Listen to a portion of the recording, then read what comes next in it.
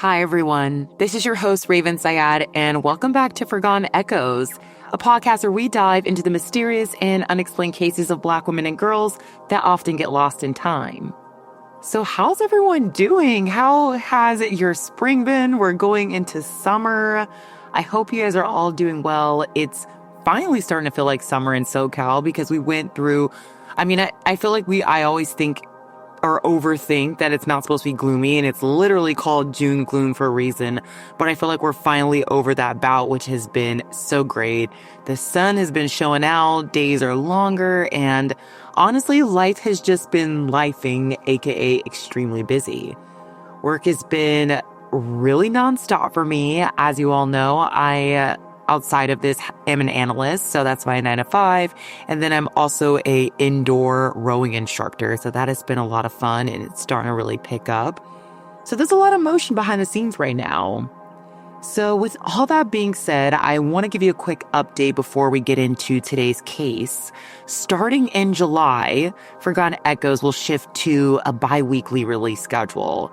So instead of episodes on a weekly basis like I've been doing, you'll get new episodes every other Friday through the end of August. So 2 months, 8 episodes essentially. And I'm making this change. It was hard. Oh my gosh. I went back and forth for a couple weeks now, but decided to make the change essentially to stay consistent and make sure each episode gets the time and care it really deserves. I really pride myself on being thorough with research and making sure the stories are thoughtful and that they're worth a listen for you guys. And my last point, I promise, and I can't say this enough, I am so grateful and thankful for each and every one of you that tune in, that share the show, that support the cases, that send me cases, that have, given a review, a 5-star, a thumbs up, whatever it is. I am just eternally grateful. It means so much to me.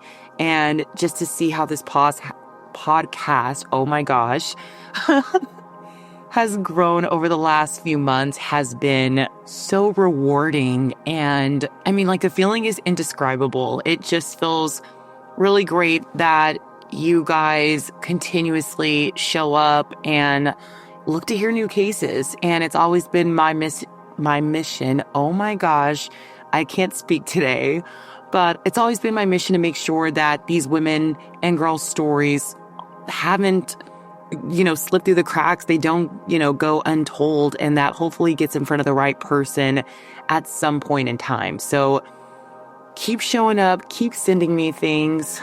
And yeah, thank you so much. So without further ado, let's get into today's episode.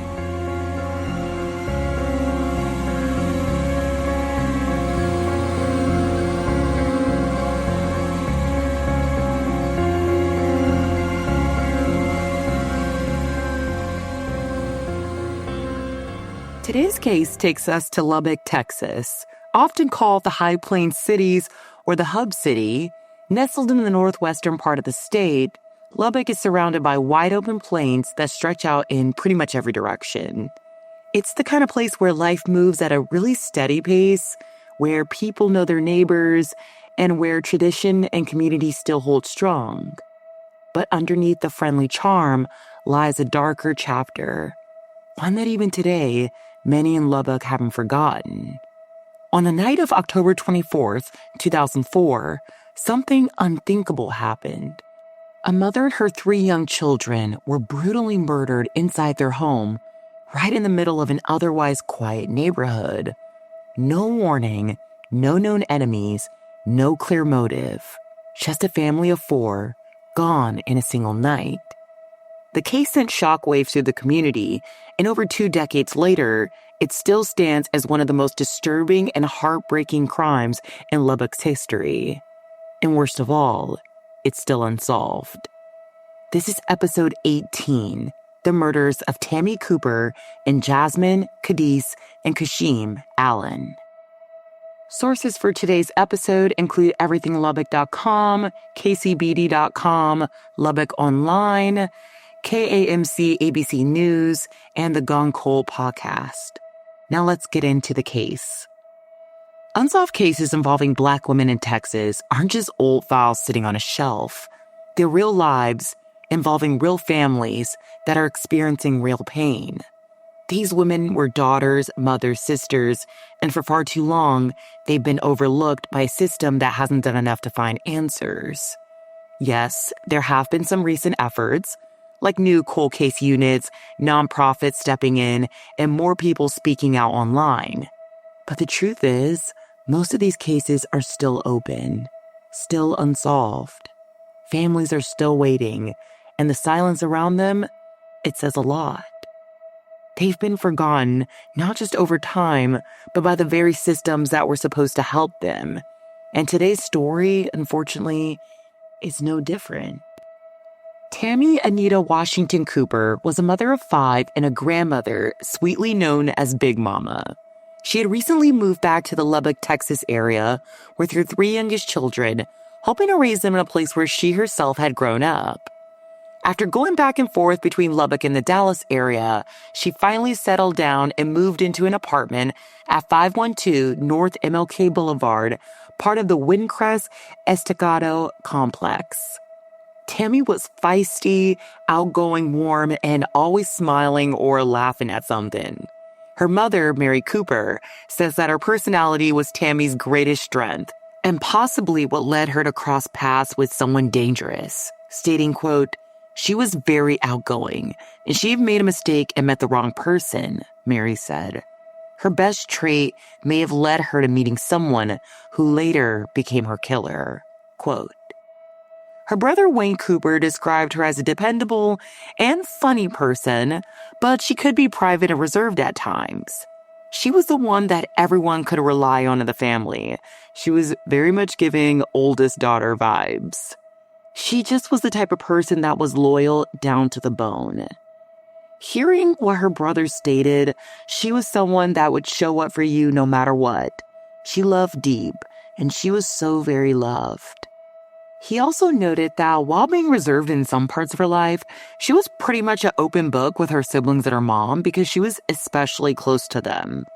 And all these wonderful qualities extended to all of her children. They were known to be loving, respectful, and full of so much potential. They were fun and silly, just well-rounded kids. Just approaching middle school, Mahogany, who was affectionately known as Jazmine, which was her middle name, was 11 years old, born on Christmas Eve. The twins, KaDiece and Kasheim, were just 9, with their birthdays approaching on November 5th. Tammy herself had just turned 45 on October 1st.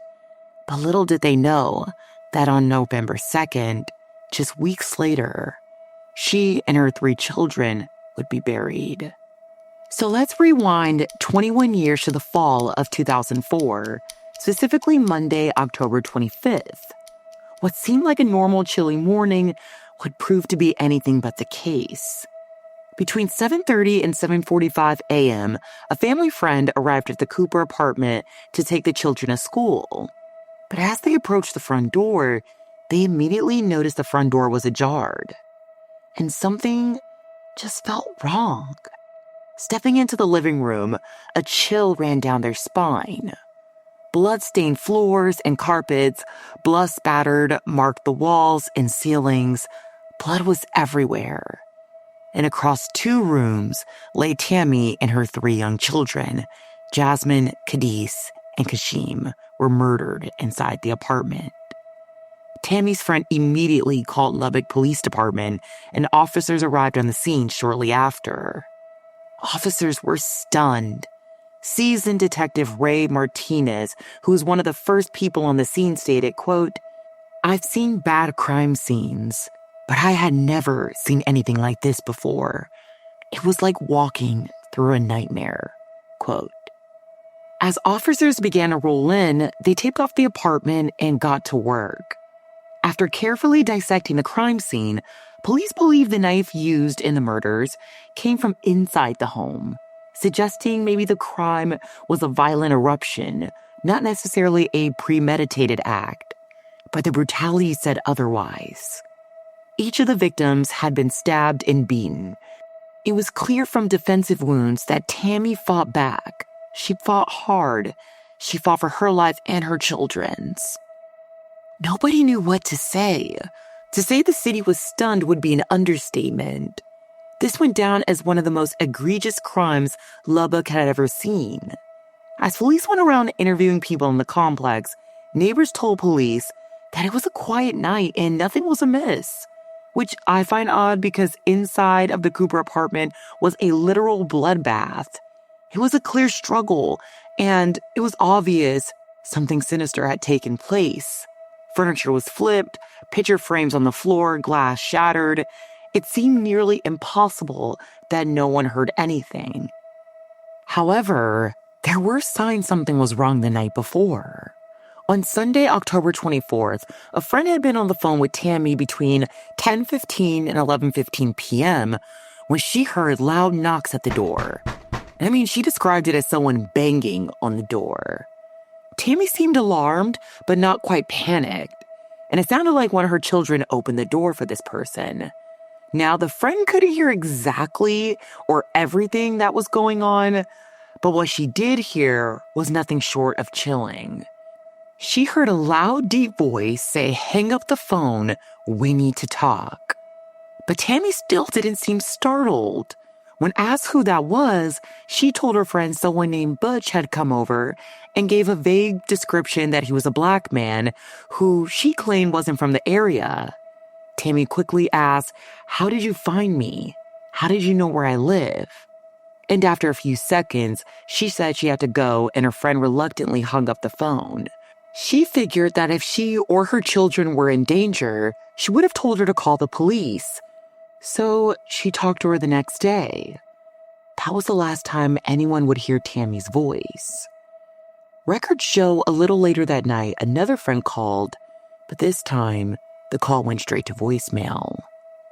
And so far, this seems to be the only real account police received about what happened to Tammy and her children in the hours leading up to their murders, or at least the only one that the public has ever been made aware of. And even then, it wasn't much to go on, just a short phone call and a name. But a few questions surfaced almost immediately, the biggest one being, who is Butch? Investigators found it strange that Tammy only offered a vague description, just that he was a black guy. No other details, no full name, not even a hint of how she knew him. It just felt off. Think about it. How often do you call a friend, drop a nickname, and then just vaguely say someone's race and move on? It almost felt coded in a sense, like maybe Tammy was trying to say something without saying too much because essentially Butch was in her presence. Maybe she was caught off guard, maybe even scared but didn't want to show it.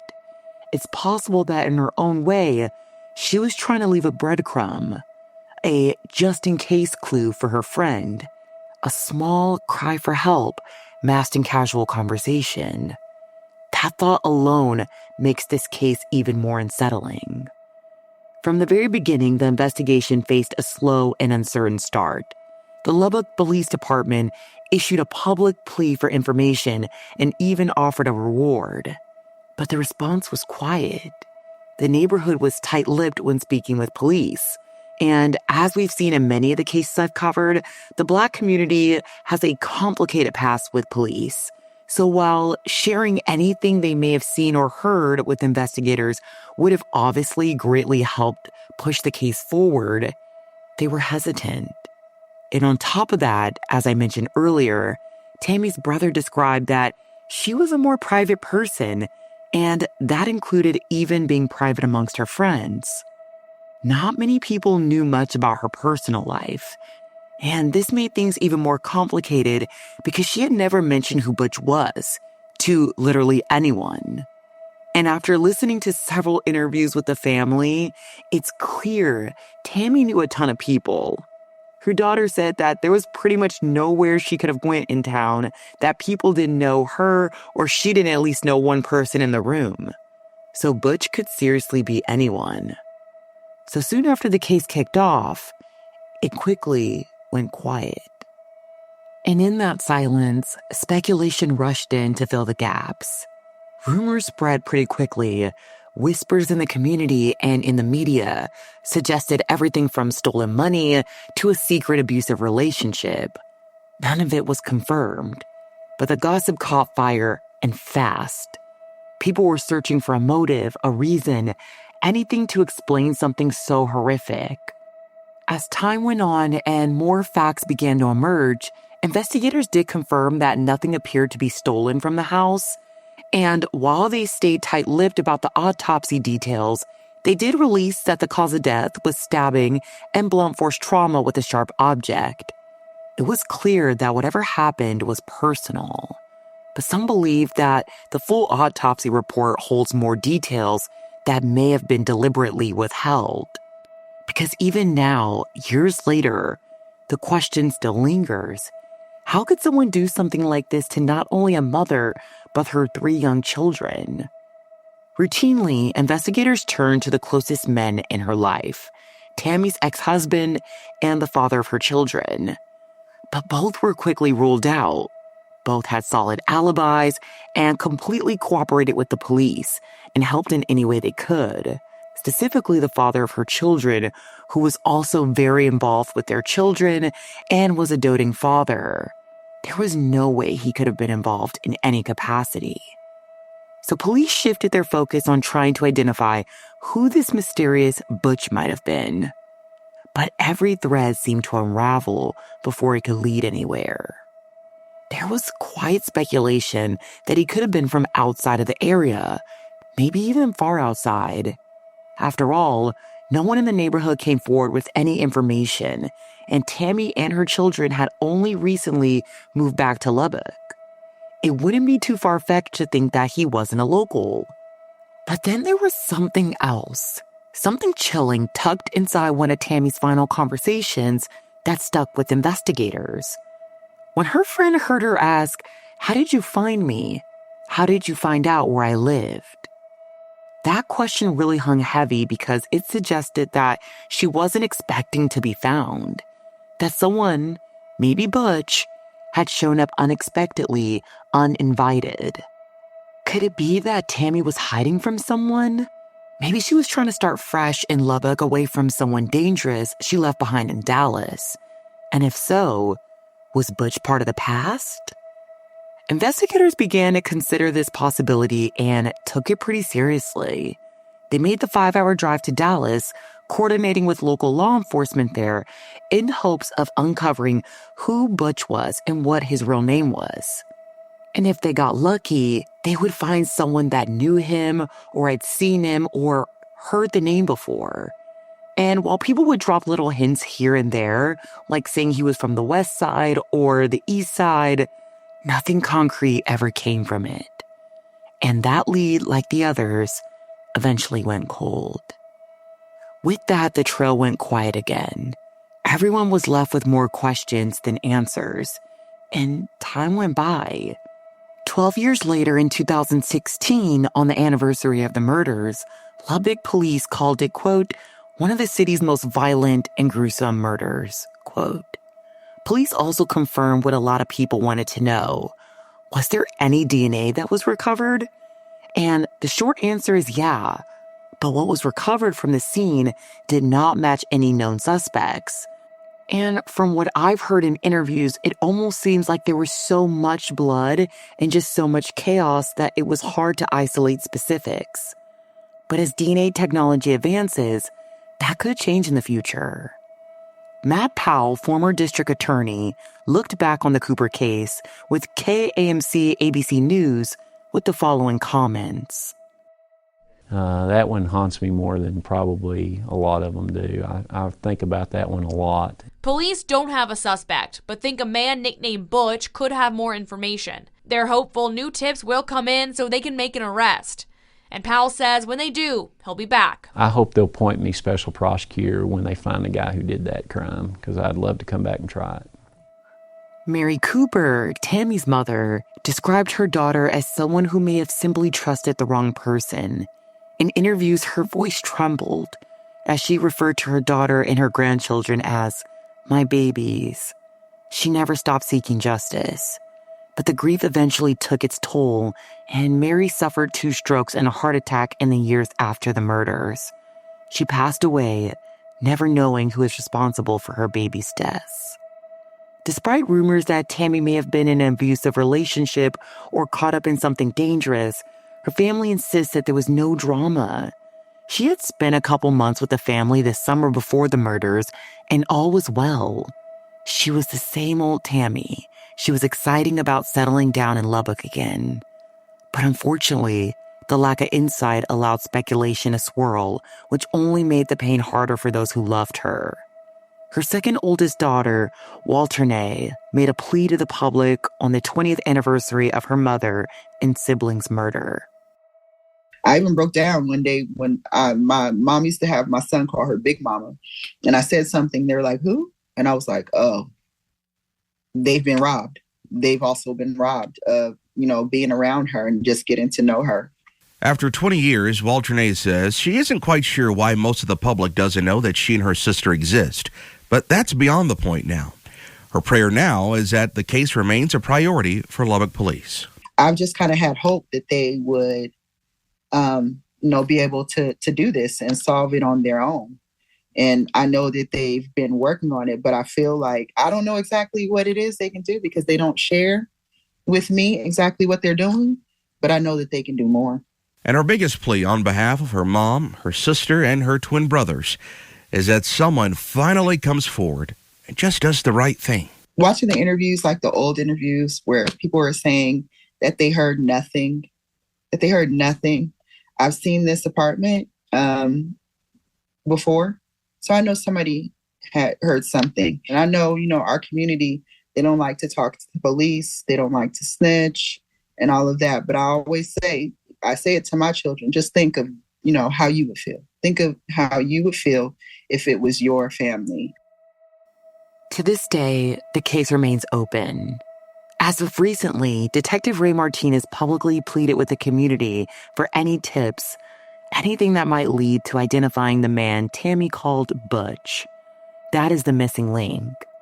2 detectives are still assigned to the case, and the department urges the public to come forward with anything they remember from that night. Sometimes, the smallest detail can be the break that solves the case. Now here's the call to action. This case is nothing short of devastating. If you have any information about the murder of Tammy Cooper, KaDiece Allen, Kasheem Allen, and Mahogany Jazmine Allen, please contact the Lubbock Police Department at area code 806-775-2865 or call the crime line at area code 806-741-1000. You can remain anonymous, and there's a cash reward for any information that leads to an arrest. These children were just beginning their lives. Tammy was trying to rebuild hers. The person who did this has never been held accountable. And I think former District Attorney Powell summed up my final thoughts perfectly when he said, "The good Lord loves justice, and whoever did this is going to get their justice. I just want to get some earthly justice before we get godly justice." Sending so much light and love to the Cooper and Allen family. Thank you for tuning in to episode 18 of Forgotten Echoes. If you appreciate the cases I cover, download this episode and leave a 5-star review on your favorite podcast platform. Also, don't forget to follow us on TikTok and Instagram for visuals of the cases covered. I'm Raven Syed, and I'll see you next week with another case that needs to be remembered. Stay vigilant, stay aware, and keep the echoes of the forgotten alive. I'll see you soon.